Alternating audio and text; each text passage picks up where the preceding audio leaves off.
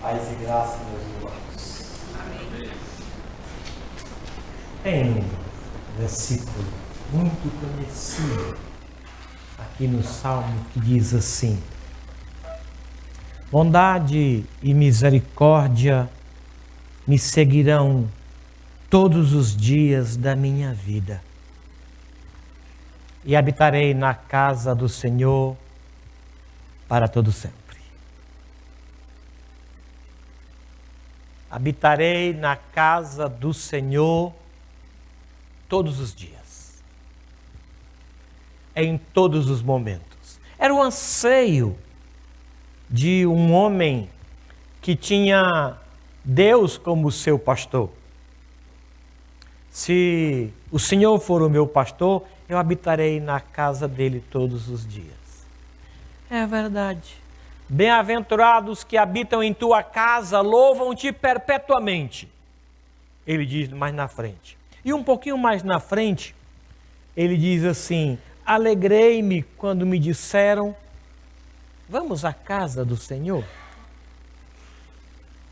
Eu acredito que ele não tinha ideia, ou se tivesse era muito pequena, muito distante, de que um dia nós seríamos a casa do Senhor. Porque construir uma casa para o Senhor foi um anseio muito antigo dele. Vamos construir uma casa para Deus morar, para colocar a arca lá. Uma casa para o Senhor. Alguns anos depois, o Senhor Jesus disse: olha, eu vou destruir essa casa, esse sistema de lugar, de caixa fechada, e vou construir um outro que vai ser eterno. Eu creio que os discípulos não entenderam muito esta ideia, mas ele falou. Dito e feito, ele começou então a morar na gente, né? A habitar dentro da gente. Desde o Anthony até o mais idoso, ele vai habitar na gente. Por isso, irmãos queridos, nós somos a casa do Senhor. Somos a morada do Senhor. Quinta-feira, feriado, na praia, em Campos do Jordão. Nós somos a casa do Senhor no culto, almoçando, dirigindo o carro, passando roupa. Nós somos a casa do Senhor. E hoje a casa do Senhor se reúne na casa do Senhor para cultuar o Senhor da casa. Quero convidá-los a colocarem-se em pé para cultuar o Senhor da casa, que atende pelo nome de Jesus Cristo de Nazaré. Ele não é só o nosso Criador, não. Ele é também o nosso Salvador e se torna o nosso Senhor. Ele é o nosso Senhor. Nós temos do Espírito dele. E vamos caminhar para a casa dele, chamada paraíso, céu, casa de meu pai. É para lá que nós estamos indo, porque nós temos do Espírito dele. E quem tem do Espírito dele é dele. Vamos orar, Jesus? Muito obrigado, Deus querido, Pai de toda bondade, Deus de toda misericórdia e graça. Esses irmãos que aqui estão, trazidos pelo teu Espírito, movidos pelo teu Espírito, querem te adorar, querem servir o Senhor em trabalho de culto. E nós clamamos que o Senhor aceite o que nós trouxemos e o que iremos te apresentar, porque tudo o que faremos, o faremos por meio de Jesus. Tudo o que somos, somos por meio de Jesus. Jesus é tudo em todos nós. E isto não é um sentimento religioso. Isso é realidade daquele que te conhece e que conhece a si mesmo. Nós nos rendemos ao Senhor, pedindo ao Senhor que abençoe este ajuntamento e santifique as nossas mentes por conta do Teu Espírito e nos abençoe com Tua palavra. Ouça os nossos louvores, aceite a nossa oração e abençoe cada vida que aqui está e aqueles que desejavam estar e não podem por conta de uma limitação na saúde, por conta de uma escala profissional, por conta de uma viagem, que o Senhor os visite, os abençoe, da mesma forma que nós aqui. Em nome de Jesus e para a glória dele. Amém. Amém. Os irmãos podem sentar. Obrigado. Meus queridos, apenas 2 avisos sob a atenção de vocês. Semana passada, nós tivemos uma reunião tão agradável com todos os líderes de ministério e nós expusemos para cada líder de ministério o desejo do conselho espiritual de estar mais perto de cada ministério e que cada ministério tivesse uma boca no conselho. Que cada ministério tivesse uma pessoa para defender as suas ideias, trazer os seus pedidos de oração. A intenção era aproximar o conselho dos ministérios e os ministérios do conselho. Aí então nós oramos por isso um bom tempo, era um desejo antigo do conselho, que foi batido o martelo numa reunião agradável. E de acordo com como está no boletim, cada presbítero será esta ponte para encurtar a distância entre os ministérios e o conselho. Eles sabem que agora tem uma voz lá dentro. Alguém que vai andar com o ministério e vai trazer os seus anseios, projetos para o conselho. E que vai levar também do conselho para cada ministério. Foi uma ideia fabulosa que Deus colocou na cabeça do conselho. Então, aí no boletim tem a discriminação de cada presbítero, de cada ministério. Orem por isso, tá? Quero dizer para vocês que o conselho espiritual desta igreja, eleito por vocês na última assembleia, não é um clã fechado, não é um jardim selado. Não, qualquer pessoa pode chegar para o conselho e para qualquer membro do conselho falar: eu queria conversar com o conselho, eu tenho algumas dúvidas. Qualquer presbítero pode lhe atender. Eu queria uma reunião com eles. Eu tenho algumas dificuldades. Eu queria que eles orassem por mim, fizessem uma cobertura de oração. Qualquer pessoa pode chegar ao conselho, tá bom? Então fica essa palavra, o conselho não está fechado, nem é composto por homens que não pecam, que não caem. São pessoas sujeitas aos mesmos sentimentos de todos nós. Tá bom? Queremos andar mais juntos de vocês. Esta é a ideia. Tá bom? Outro aviso. Eu quero agradecer aos plantonistas. Esse jogo de cintura que às vezes eles têm em face aos carros que estão lá fora. Há uns dias atrás, um taxista muito nervoso e com razão, ele pediu que a gente tirasse os carros, os 2, 3 carros da praça, onde fica aquele ponto de táxi. E o plantonista foi muito jeitoso, foi muito amoroso. A princípio acalmou os nervos e depois resolveu o problema. Então, por conta disso, conforme está no edital, no boletim, nós queremos pedir aos irmãos que essas vagas aqui da frente fiquem para as pessoas idosas. Deixe para aquelas pessoas que têm mais dificuldade de se locomover daqui para o estacionamento. A igreja tem um estacionamento aqui na Coronel José Monteiro, na quadra seguinte, bem no meio da quadra seguinte. Você pode deixar o seu carro lá, tem seguro, é tranquilo, mas alguns preferem deixar mais perto e não usar lá. É seu critério. Então, 2 pedidos só. Essas vagas aqui da porta da Coronel José Monteiro, Deixe para as pessoas mais idosas que têm dificuldade de andar, tá bom? É um pedido assim bem carinhoso, é só carinho mesmo da gente.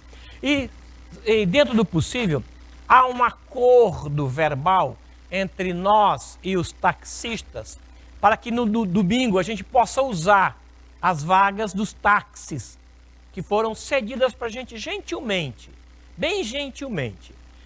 Mas eu queria 2 ou 3 vagas na frente, ali próximo da 15 de novembro, deixe para ele, mesmo que não tenha ninguém, deixe aquelas vagas usadas para eles, tá? Você pode colocar aqui, próximo da igreja, pode colocar aqui do outro lado e 3 vagas deixem para eles, tá bom? Ou o nosso estacionamento que é pago pela igreja para o bom uso. Desculpem essa falação toda. Vamos cantar o hino de número 216, nos colocando em pé.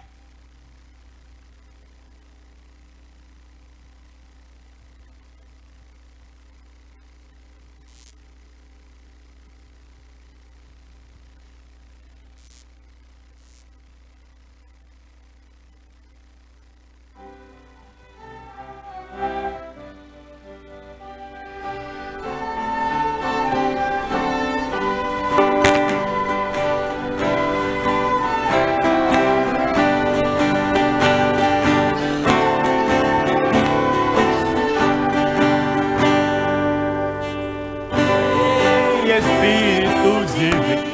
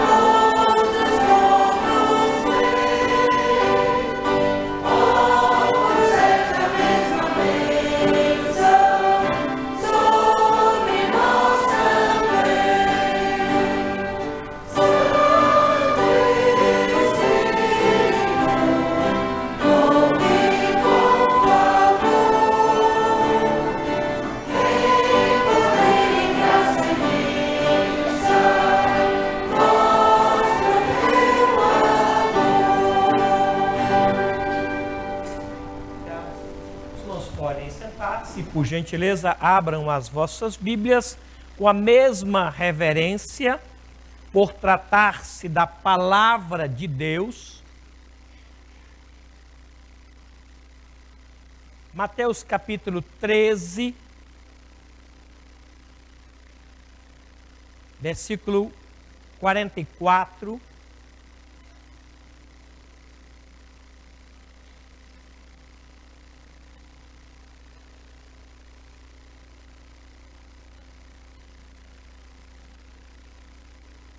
Mateus 13, 44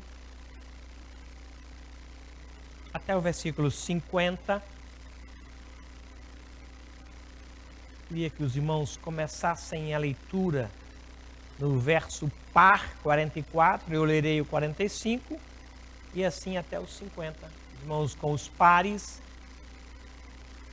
e eu ficarei com os ímpares, mesmo assentados, os irmãos podem começar.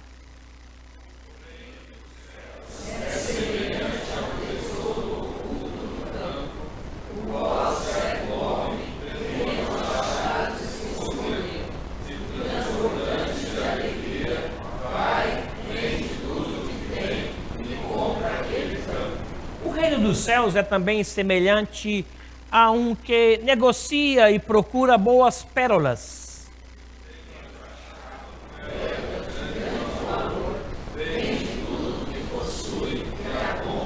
O reino dos céus é ainda semelhante a uma rede que, lançada no mar, recolhe peixes de toda espécie.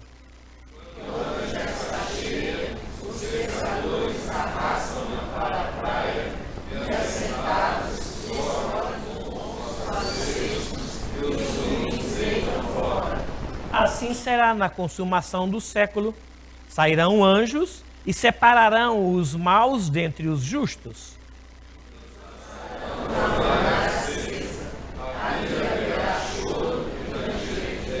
E Deus estenda sobre nós a sua misericórdia. Amém? Vamos cantar louvores ao nosso Senhor?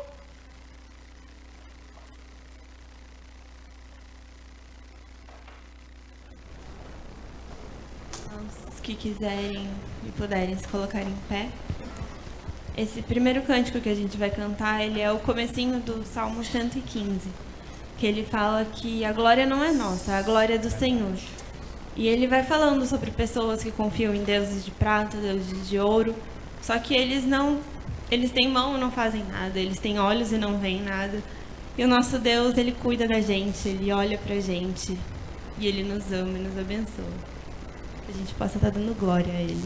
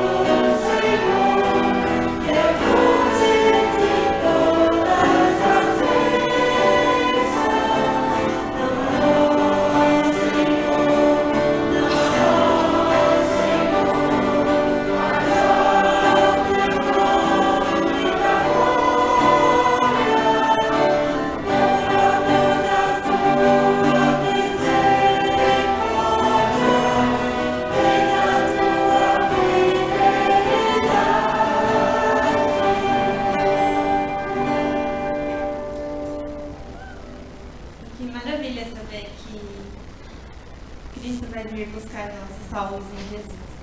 E que bom que Ele nos deu a salvação, que um dia vai vir buscar a gente. Que a gente possa estar esperando a volta dele ansiosamente.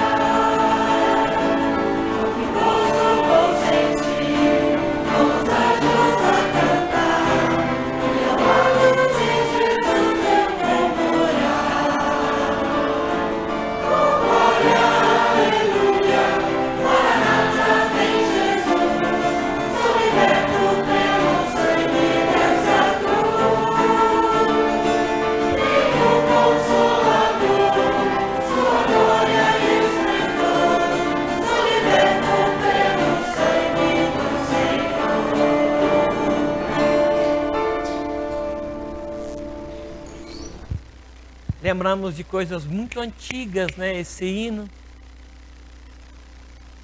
Eu tinha 15 anos quando aceitei Jesus e comecei a cantar esse hino. E era uma alegria muito grande saber que a gente ia morar com Jesus no céu. Deus nos abençoe. Vamos orar? Senhor, obrigado, porque nós somos libertos pelo sangue do Senhor, vertido naquela cruz em nosso lugar. Nós aceitamos isso e queremos pedir ao Senhor que nos alimente, que nesta caminhada até a nossa chegada lá, o Teu Espírito que habita em nós, trabalhe a nossa mente, o nosso coração e a nossa vontade, para que sejamos aquilo que o Senhor projetou que fôssemos. E a Tua palavra agora é um instrumento para isso. Abençoe o Teu servo e por ele nos abençoe, nos alimente, nos direcione. Por ele, ó Deus, fale com cada um de nós. Em nome de Jesus. Amém. Irmãos, podem sentar-se, por favor. Bom dia, irmãos. Muito bom estar aqui, ter essa oportunidade de dividir com vocês uma porção da palavra do Senhor. Antes de tudo, queria fazer um esclarecimento para a igreja. Queria dizer para todos que o nosso carro está parado no estacionamento. Deixa bem claro isso, tá certo? Eu queria contar uma história para os irmãos. 1840, faz tempo.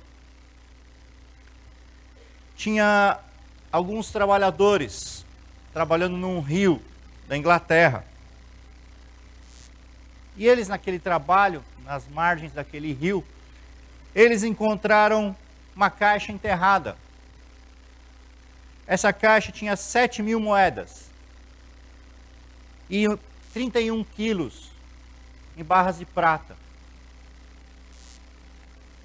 Avaliando o valor dessa descoberta, os estudiosos avaliaram em 3,7 milhões de dólares essa caixa que foi encontrada em 1840. 1966, bem mais para frente, também na Inglaterra, tinha um pessoal trabalhando na construção civil, estavam fazendo uma obra lá. Eles encontraram 1.237 moedas de ouro, que foram avaliadas em 430 mil dólares. 2010, bem mais para frente, um rapaz na Inglaterra estava brincando com um detetor de metais. Sabe aquela coisa que usa na guerra? Parece um aspirador.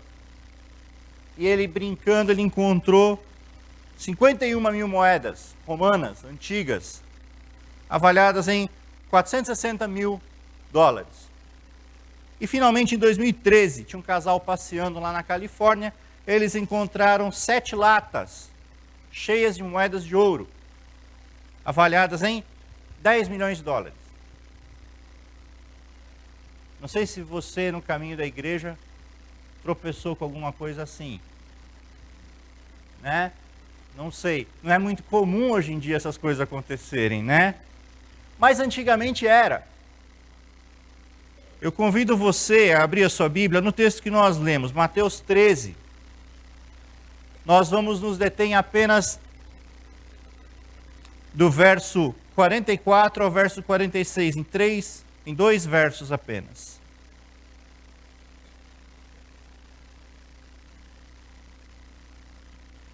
Eu vou reler o que nós acabamos de ler, para que fique bem fresco na nossa mente a palavra que nós vamos estudar. O reino dos céus é semelhante a um tesouro oculto no campo, o qual certo homem, tendo achado, escondeu. E transbordante de alegria, vai, vende tudo que tem e compra aquele campo. O reino dos céus também é semelhante a um que negocia e procura boas pérolas. E tendo achado uma pérola de grande valor, vende tudo que possui e a compra. Era uma prática de Jesus ensinar através de parábolas. O que são parábolas? São metáforas, são comparações com coisas reais que ilustram verdades espirituais. Jesus fazia muito isso. Só nesse capítulo 13 aqui de Mateus tem 7 parábolas. Nós vamos estudar essas duas. A parábola do tesouro oculto e da pérola de grande valor. Por que essas duas? Porque essas duas nos remetem a uma mesma verdade espiritual. Que verdade espiritual é essa? É o valor do reino dos céus. É sobre isso que nós vamos meditar. Interessante, por que Jesus falava através de parábolas? Tem 2 objetivos que aparentemente parecem ser contraditórios. O primeiro objetivo era para explicar, para pegar uma verdade espiritual e comparar com alguma coisa que as pessoas conhecessem. Olha, o reino dos céus é como um tesouro. Você já viu um tesouro? Como ele é valioso? O reino dos céus é igual, ele é como um tesouro. Então ele está explicando aquilo. Ele está mostrando uma verdade espiritual através de um exemplo prático, através de uma coisa real, uma coisa do dia a dia, uma coisa tangível. Mas também tinha outro objetivo, para esconder. Porque as pessoas com coração duro, os inimigos de Jesus, nem sempre iam entender as parábolas. Porque o entendimento vem do Espírito Santo. É Deus que aplica a palavra ao nosso coração. É Deus que explica as verdades espirituais para nós. para aqueles que Deus escolheu, eles vão entender o que Deus está falando. E Jesus ensinava através dessas parábolas. O tesouro escondido, por que a gente não encontra mais hoje? Porque hoje existe Bradesco, existe Itaú. Hoje você guarda dinheiro no banco. Naquela época não tinha. Então, se você tinha uma coisa valiosa, se você guardasse em casa, os ladrões podiam roubar. Naquela época tinha muita guerra. Então o exército inimigo poderia vir e levar o seu tesouro.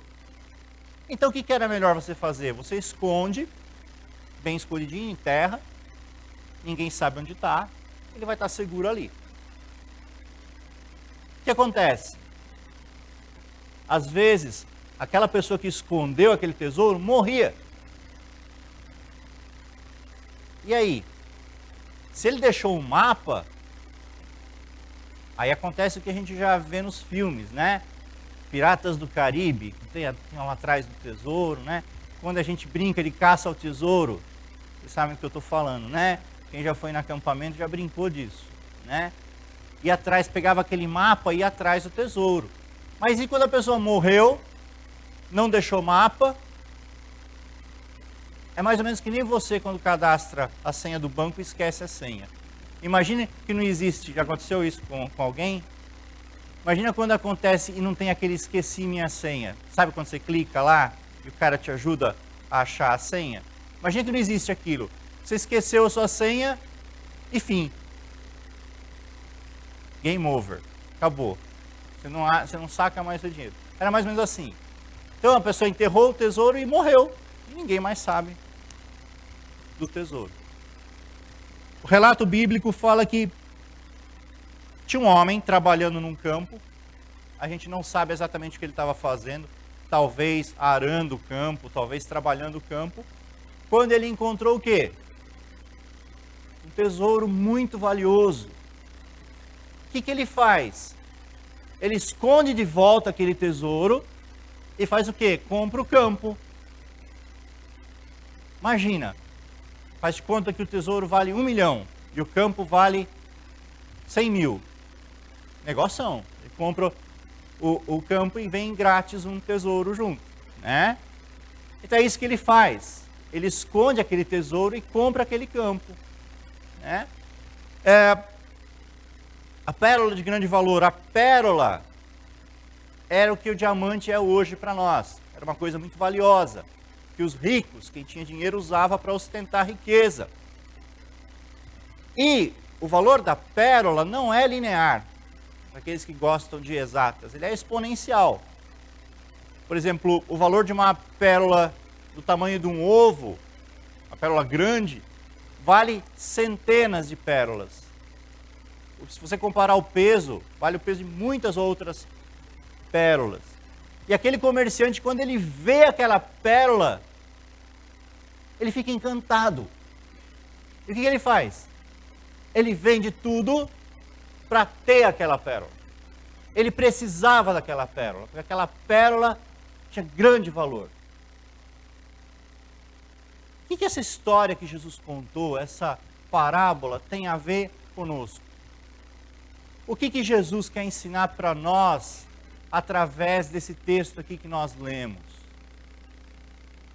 As duas parábolas nos remetem a uma mesma verdade espiritual, que é a atitude do cristão com o reino dos céus.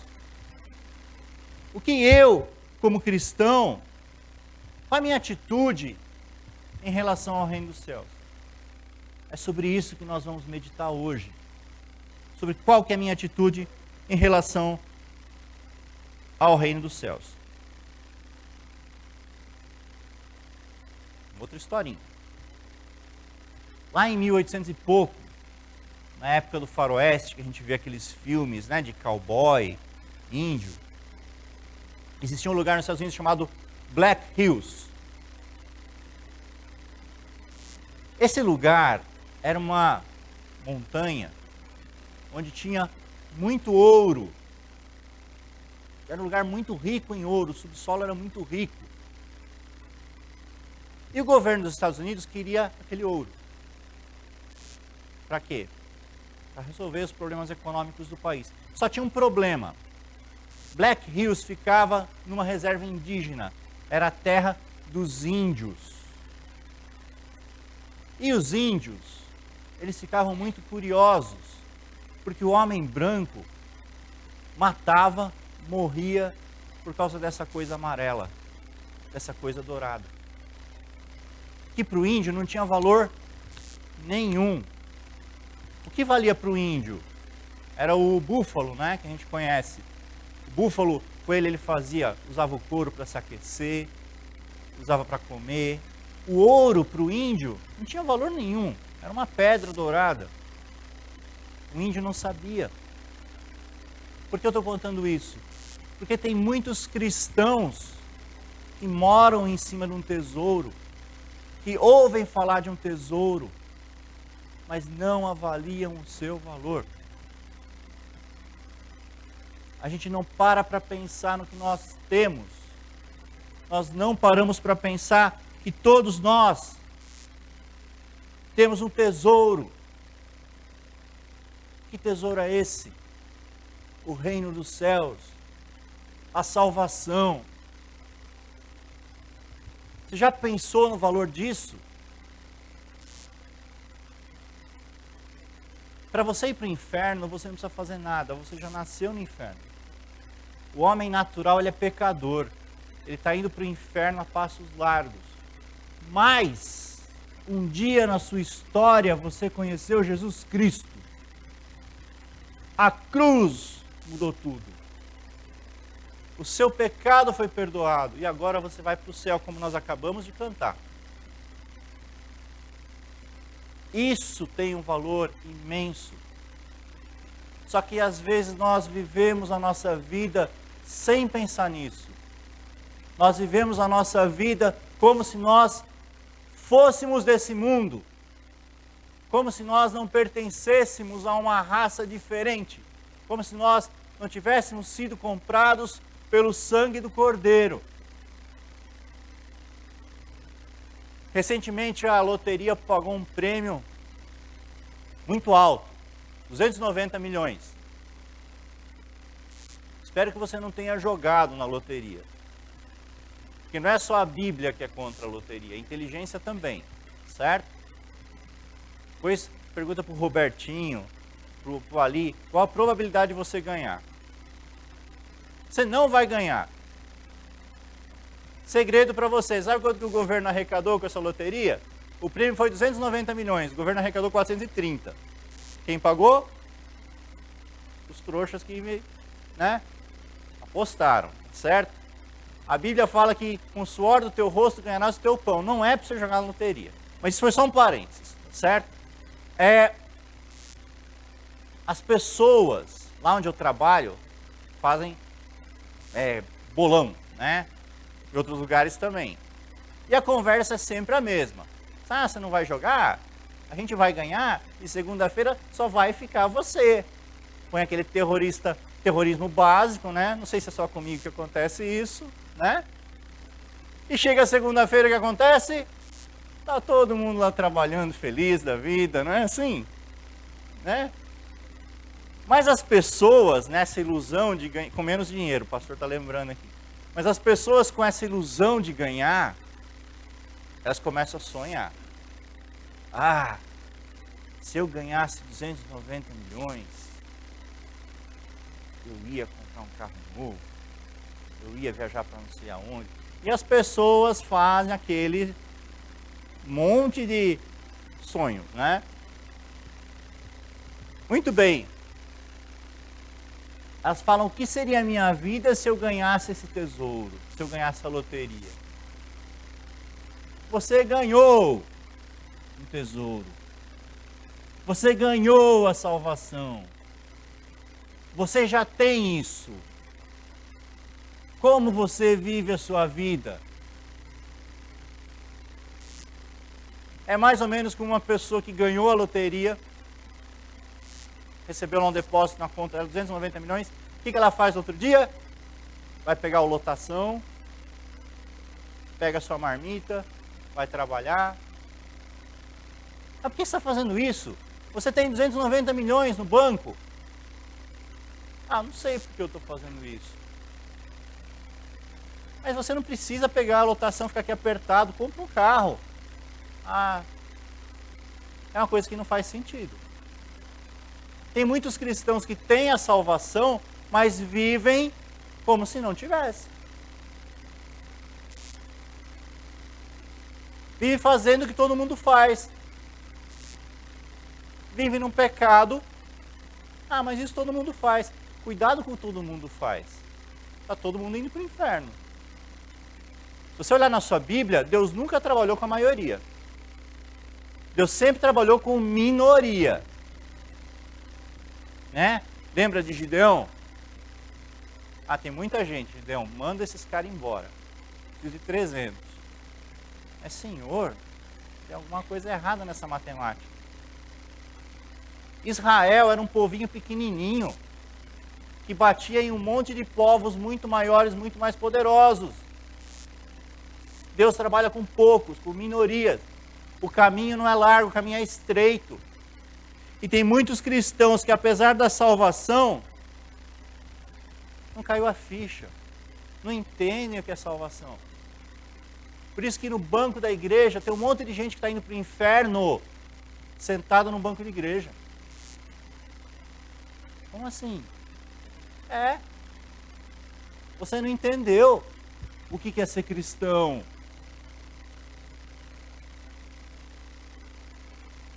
Tem gente que vem para a igreja e não entende. Tem gente que vem para a igreja e fala assim, depois que eu virei crente, eu vou em todos os eventos da igreja. Depois que eu virei crente, eu aprendi a falar aleluia. Depois que eu virei crente, eu chamo os outros de irmão. Comecei a cantar com a mãozinha assim. Olha como eu sou espiritual. Gente, você pode cantar com a mãozinha assim, viu? Não tem nada errado. Mas cante com o coração. Porque se você levantar a mão sem o coração, não vale nada. Tem que crer. Tem gente que vem para a igreja para impressionar as pessoas. Deus não se impressiona com isso. Você vem para a igreja porque você canta bem? Deus criou a voz do Pavarotti. Quer comparar? Você vem para a igreja porque você prega bem? Deus criou o Billy Graham. Tem jogo? Nada disso impressiona a Deus. O que impressiona a Deus? Então, se isso não é ser cristão, se isso é ser uma pessoa superficial, e na igreja dos nossos dias está cheio de gente superficial. Deus quer gente profunda. Deus quer gente que sente no coração aquilo que fala. Deus não se impressiona com o que você diz. Tem um monte de gente, e Deus também não se impressiona com o que você faz. Você pode falar que você é espiritual, mas você pode não ser espiritual. É muito fácil você falar que você é espiritual na igreja. Dá um ibope danado. As pessoas te olham com admiração. Mas se você não for, para Deus não vale nada. Você pode fazer coisas boas e não impressionar Deus. Conhece uma raça chamada político? O político faz coisas boas, ele vai lá e inaugura um hospital. Isso não é uma coisa boa? Qual é a intenção por trás? Deus sabe. A intenção é ajudar as pessoas ou a intenção é ganhar votos? Ele está fazendo uma coisa boa, mas qual é a intenção do coração dele? Com a gente é assim também. Você pode fazer coisas boas e você pode não agradar a Deus. O que agrada a Deus? Então o que é realmente ser cristão? Qual é o segredo? O que Deus quer é caráter, é atitude, é aquilo que você é, não aquilo que você faz, não aquilo que você fala. Deus quer que você seja. Não é assim? Pensa nos homens que receberam elogios de Deus. Jó. Recentemente nós tivemos um sermão sobre Jó. O que Deus fala para o diabo? Olha meu servo Jó. Olha como ele é fiel. Isso vindo de Deus. Deus falando. Moisés. Eu adoro a história de Moisés. Moisés passou por um monte de coisa. Aquela gente que só se queixou. Se queixava, murmurava.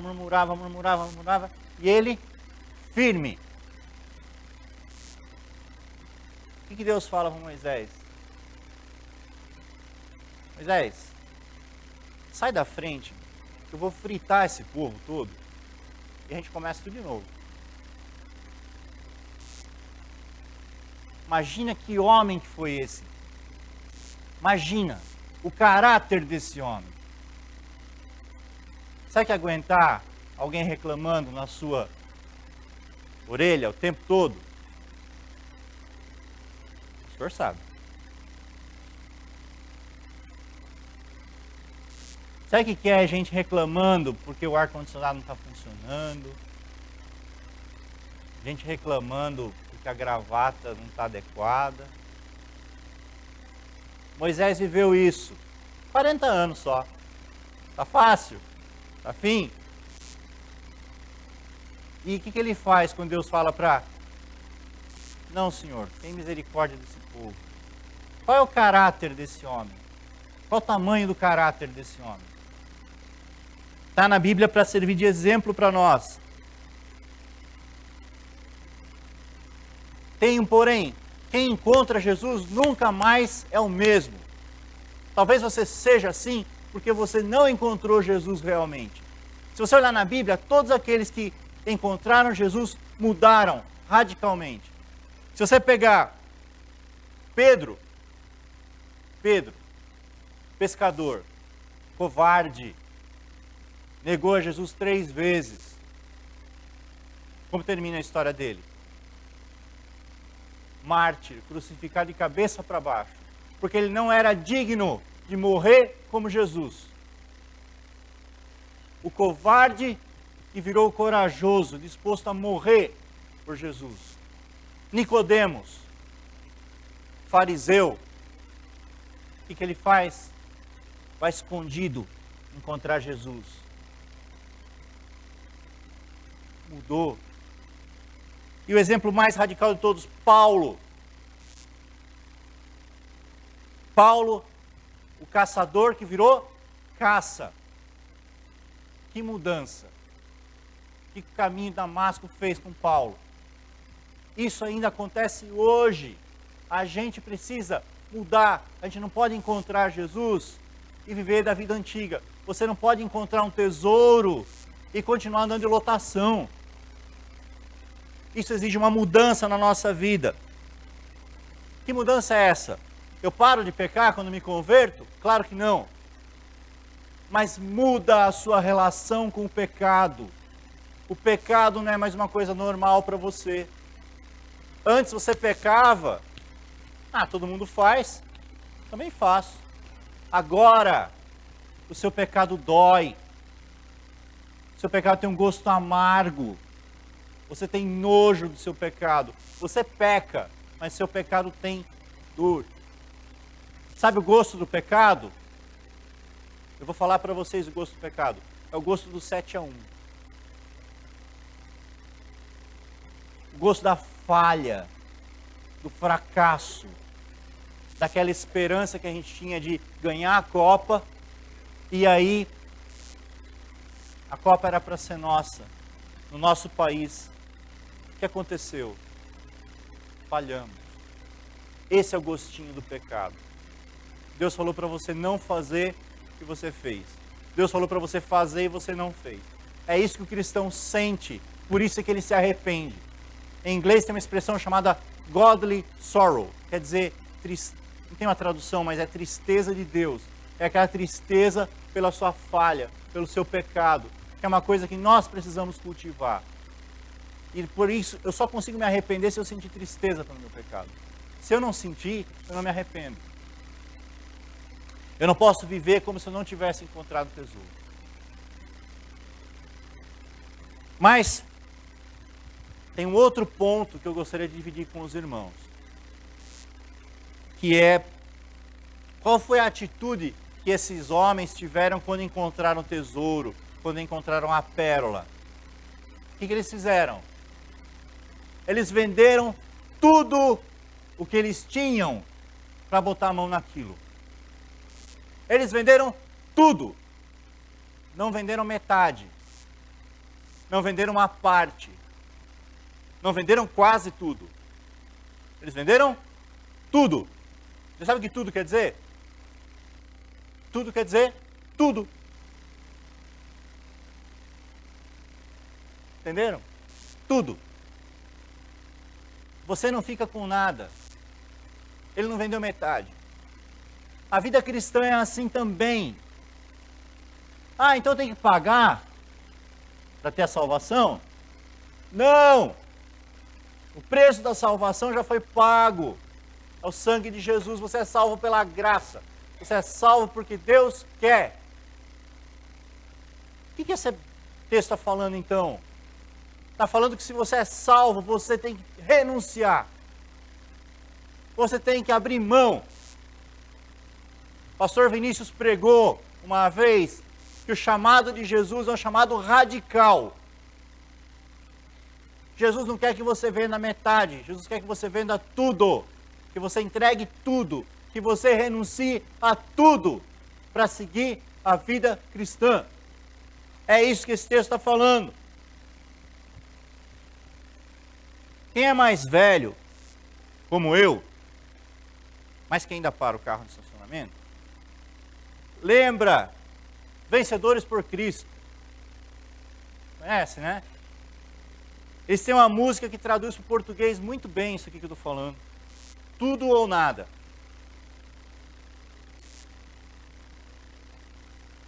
A música diz assim: tudo ou nada, pega ou larga de vez. Quem lançar a mão no arado, não pode olhar para trás. O trabalho é pesado e será ainda mais. Quando for demais o fardo, há em quem descansar. Cristo sempre pronto e perto vai ajudar. A quem realmente assumir diante dele de todos o compromisso de seguir os seus passos até o fim. Tudo ou nada. Existe meio crente. Existe quase crente. Existe semi-crente. Alguém conhece isso? Ou você é, ou você não é. Radical. Simples assim. Binário. 0 ou 1. É assim.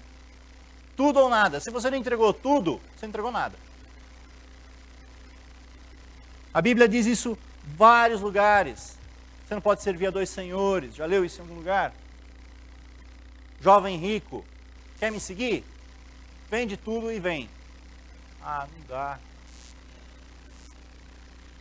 Parábola da grande ceia. A ceia posta, né? Chama os meus amigos. Ah, não posso, eu vou casar, não posso, vou enterrar meu pai. Então não vem. Fica de fora. Chama os mendigos. O convite de Jesus é radical. De novo, se você tem dúvida, lê a história do apóstolo Paulo. Paulo era o cara. Paulo tinha tudo que aquela cultura valorizava. Tudo. Diploma, status social, tudo que você puder imaginar. Ele era o cara. O que ele faz? Se você ler Filipenses 3, ele fala que tudo que ele tinha, ele considerou refúgio, esterco,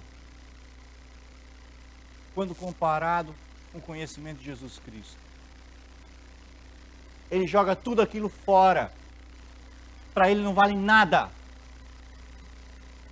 se comparado com o conhecimento de Jesus Cristo. É assim com você? Você entrega tudo a Deus?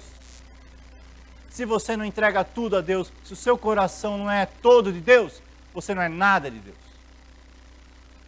Tudo ou nada. O homem vendeu tudo, não vendeu metade. O homem não vendeu, ele vendeu tudo, não vendeu quase tudo. Deus quer o seu coração, Deus quer a tua integralidade, Deus quer toda a sua vida, todo o seu coração, não metade. E Deus não faz negócio, Ele é Deus. Ele exige. Se você não entregou tudo, você não entregou nada. Deus, na verdade, odeia quem entrega quase tudo.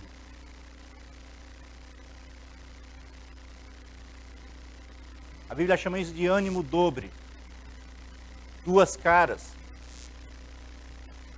Crente domingueiro. Chega na igreja. Bom dia, meu irmão. Paz do Senhor. Chega segunda-feira. Morde a sombra. Ninguém aguenta ficar perto. Ranzinza. Conhece esse tipo? Crentes Jekyll and Hyde, lembra daquela que o médico fez uma poção e virava um monstro, médico monstro, essa historinha? Tem crentes assim. Isso é ânimo dobre, Deus odeia. Deus tem nojo. Tem um texto de Isaías, se não me engano, que Deus pede para parar o culto. Que Deus está sofrendo o culto. Olha, melhor vocês não fazerem culto, porque eu não aguento mais. Estou cansado desse culto falso. Deus não aceita isso. Deus, na verdade, odeia isso, né? Nós não podemos servir a dois senhores.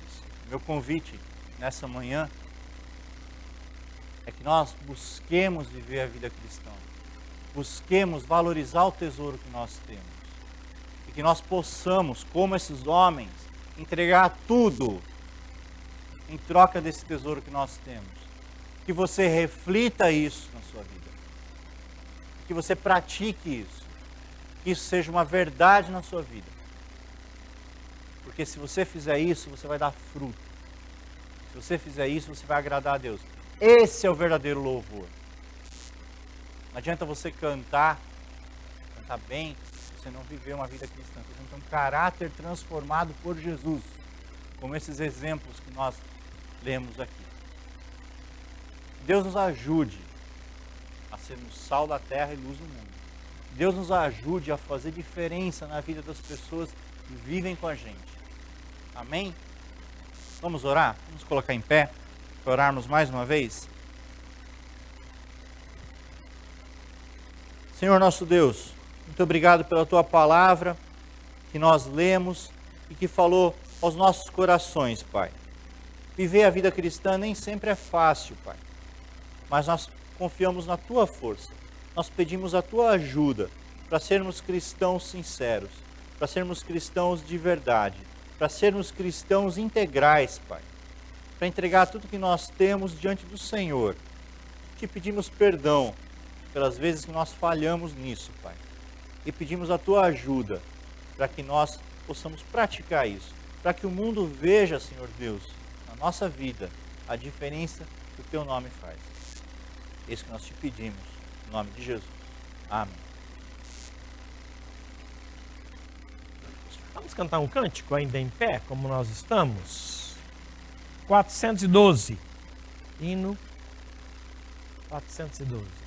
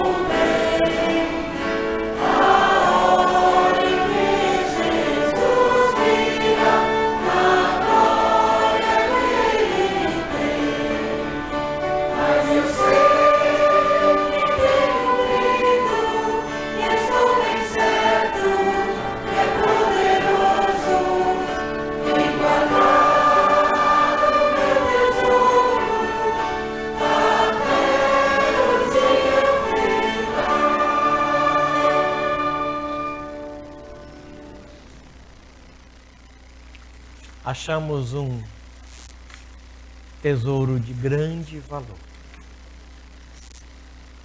Por conta desse achado, nós investimos tudo. Vendemos tudo e adquirimos este campo em que havia o tesouro.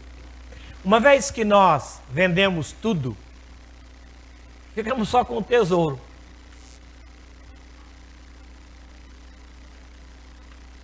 Rendição total, renovação total. Não tem mais como voltar para o campo antigo. Eu vendi, ué. É tudo novo. Uma renovação completa. Nós vamos viver agora em função desse tesouro que compramos. Né? E ele é suficiente para nos levar para o céu. Deus nos abençoe nisso. E nos alegre com esse tesouro, a ponto de não lembrarmos das panelas do Egito, né? Vamos orar? Muito obrigado, Senhor nosso Deus, por tua palavra tão rica. E o teu Espírito que traduz para nós essas realidades desta riqueza que se encontra neste campo que o Senhor graciosamente nos deu. Nós fomos achados pelo Senhor e nós te louvamos por isso. Agradeço ao Senhor por tua palavra e pedimos ao Senhor que nos ajude a viver neste novo campo com essas riquezas do Senhor colocadas em cada um de nós. Muito obrigado mesmo. Agora abençoe o teu povo no estudo da tua palavra nessa escola bíblica que se segue. Abençoe a comunhão deles em casa. Abençoe, ó Deus, dando-lhes direção, paz, alegria, harmonia. Que o Senhor os abençoe e os guarde. Sobre eles venha com paz. Abençoe, ó Deus querido, a vida deles. Em nome do Senhor Jesus e para a glória dele também. E que o amor de Deus, o nosso Pai, a graça bendita e as ternas misericórdias de Jesus Cristo, nosso Senhor e Salvador, o consolo e a mediação do Espírito Santo de Deus, seja com todo este povo aqui e com todo o povo de Deus em toda a terra, hoje e até a volta gloriosa do Senhor Jesus. Amém. Sentai-vos.